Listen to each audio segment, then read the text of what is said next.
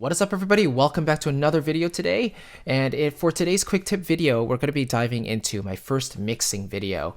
Now, I have done mixing videos before in the past, but today's kind of like a dedicated mini mixing tip, which I really hope you enjoy.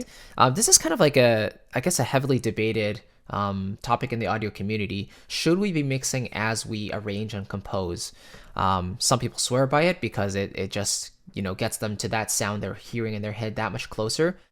But some people just want to focus on the arrangement and get all the ideas down first before they tackle the mixing.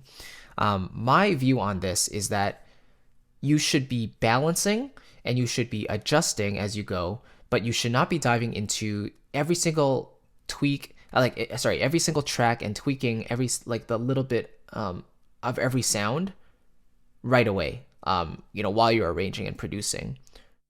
For me, I like to separate it into multiple phases. So I treat the arrangement phase and the producing phase as one thing on its own, where I'm trying to lay down my ideas properly and get everything laid out, while I treat the mixing phase, getting the tracks to sound as good as possible all together, not fighting with each other, all of that stuff. I consider that another phase entirely. So what I tend to do is that while I'm arranging, I will set a rough balance between all my tracks so that they create kind of this realistic balance, with the orchestral instruments. So let me just give you an example. Let me just play the A section here.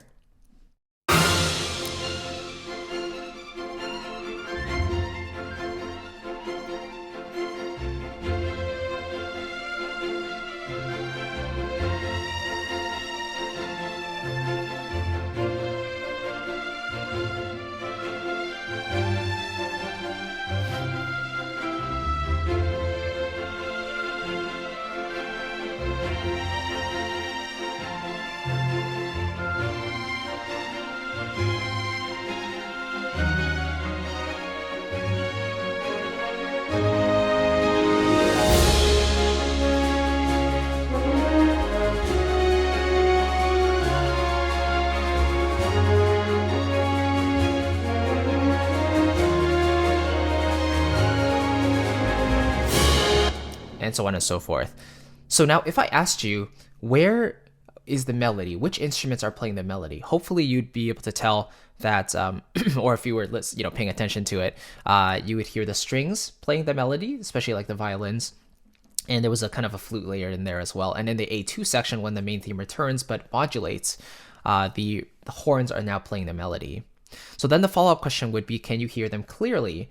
And my hope would be that you would say yes, because I tried to specifically balance it that way as I was arranging.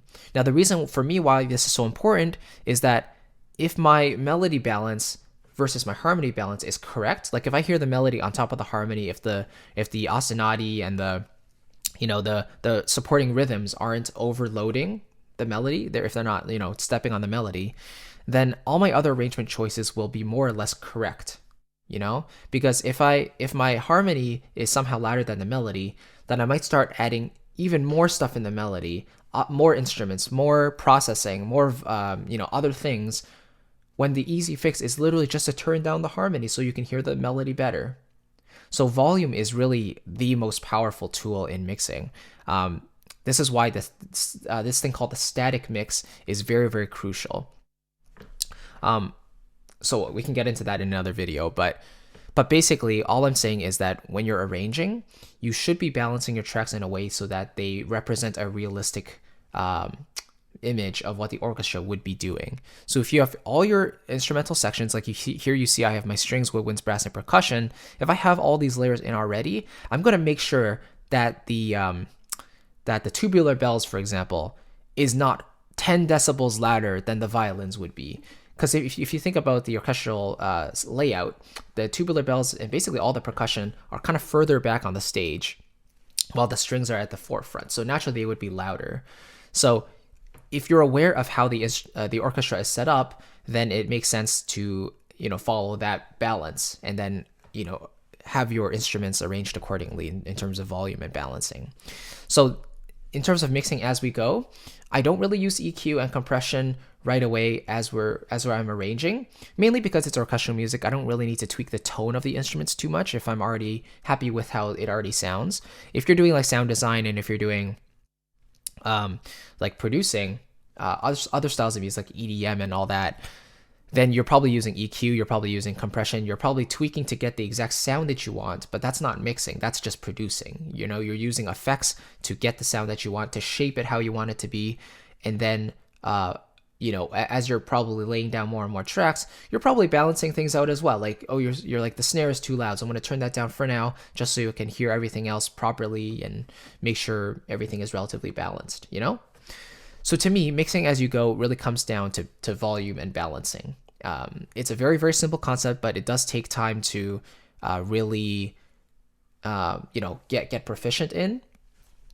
And after this is finished, after your whole arrangement is complete, that's when you would do the entire static mix, bring your faders down to 0, and start from scratch. So I will be doing this in another quick tips video very soon, but I just wanted to show you that even during the arrangement and producing phase, you should be going to your individual tracks and just making sure, you know, one thing's not poking out too much over something else.